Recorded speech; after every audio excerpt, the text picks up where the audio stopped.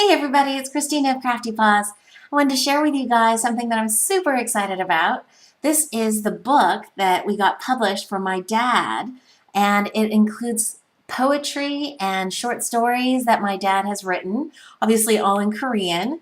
But my hubby and I were able to figure out how to get this book published through Amazon.com, and it actually really has an ISBN number, and it can be ordered online at Amazon.com. And it's just super, super exciting. We really wanted to try and get this done professionally, and I think it looks fantastic. It doesn't look homemade or anything like that at all. And my dad is really, really excited about it. We wanted to get this done before his 80th birthday, which comes up at the beginning of July. And they just arrived, and I'm so thrilled with the results. And I also wanted to share these few of the pictures. I think I did like 10 drawings for the illustrations that I did for this book, and that's going to be part of my entry into Jamie Lola's Saucy Challenge, and I'm going to put a link in the description box below so you guys can check out the details.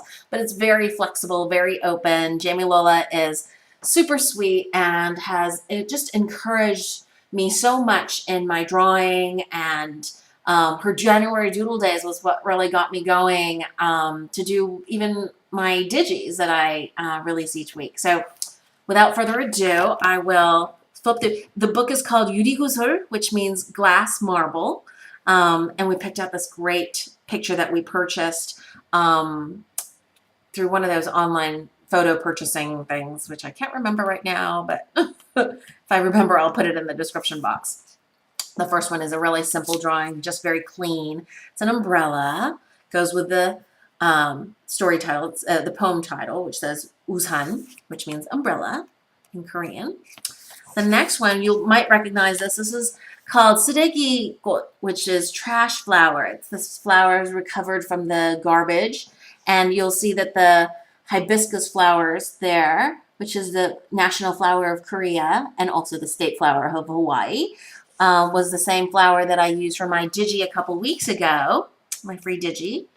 The next one is this. It's a little story about my dad when he was a young boy sitting under some trees thinking about life. Thought that was cute. The next one is a little thatched roof hut. It's supposed to represent my dad's house when he was a boy. And out front they had a big tarp out where they dried little peppers. And on the roof there are gourds being dried on the roof of the little house. Very cute. You can kind of get a sense of village life there. This is called Donatsu Kage, which is donut shop. And that's just a picture of 3 donuts on a plate. Super simple. This is my favorite, I think, because I did a cartoony style drawing of my parents. That's my mom and dad. It's obviously very cartoony. They don't look like that really, but I thought it came out really cute in the little heart Polaroid frame. And the title is 웃으며 살자, which means let's live laughing, which I thought is a very lovely sentiment. This one I'm not going to count as a drawing because it's really more stamps, but it's obviously butterflies flying, dancing, and you can see the trails that I drew in there. So I'm not going to count the umbrella either. That's too easy. This one is called Halloween Hobak, which means Halloween pumpkins, and there are 3 pumpkins stacked together, little different faces in the night. This one is 발자국, which means footsteps, and these are little bird footsteps and human footsteps along the seashore. So what was tricky for me is that I'm not very good at Korean, at least not written Korean, because I immigrated when I was 3. So it took me a long time to figure out what drawings to do for each poem. So half of this work was really just in the translation. This is supposed to be my dad listening to stories being told by his grandmother with his sister alongside.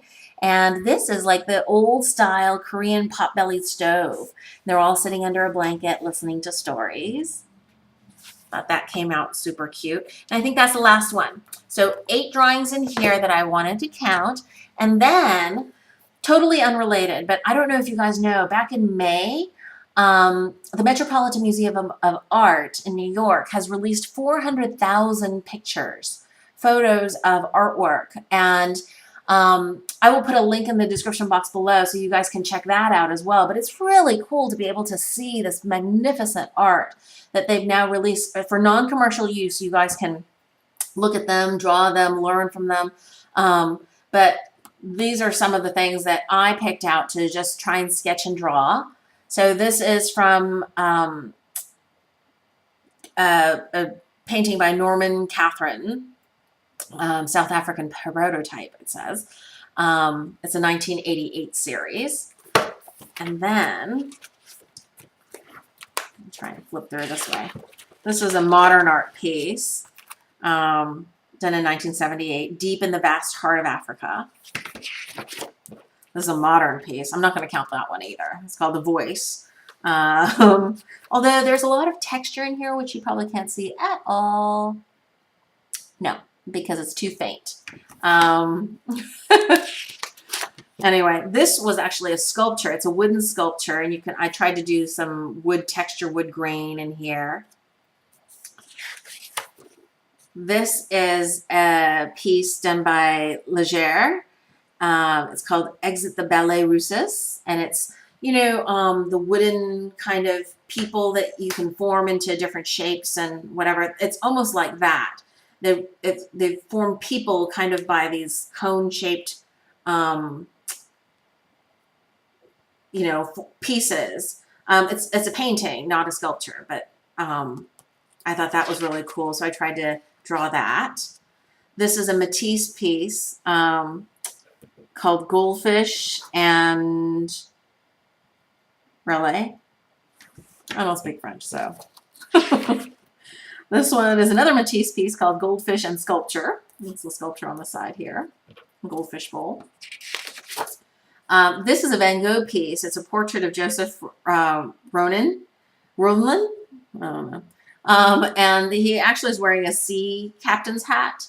But I got really caught up in the beard. I really like how that was coming. I gave myself time limits on these drawings. Or, you know, I got interrupted by a dog or a phone call or something. But I'm not taking these things too seriously. They're just to kind of keep my drawing loose. This is called Fishing Boats, and it was a Derain painting. And obviously it's harder sometimes to go from color to black and white sketches, but that was part of my exercise too. I just wanted to try those kind of drawing, you know, visual muscles going. I didn't get very far on this one. This is a small portion of a huge painting. This is my favorite. It looks so distressing. It was called The Widow 1. I mean, there was a series. But I really like how there's a whole feeling and mood captured in this. And as sad as it is, it kind of, as I was doing this one actually, I was very sad. And maybe that's why I was able to, I think, capture the emotions there too. Anyway, that's it. Thanks for watching, everybody. I hope you guys are having a great day, and talk to you soon.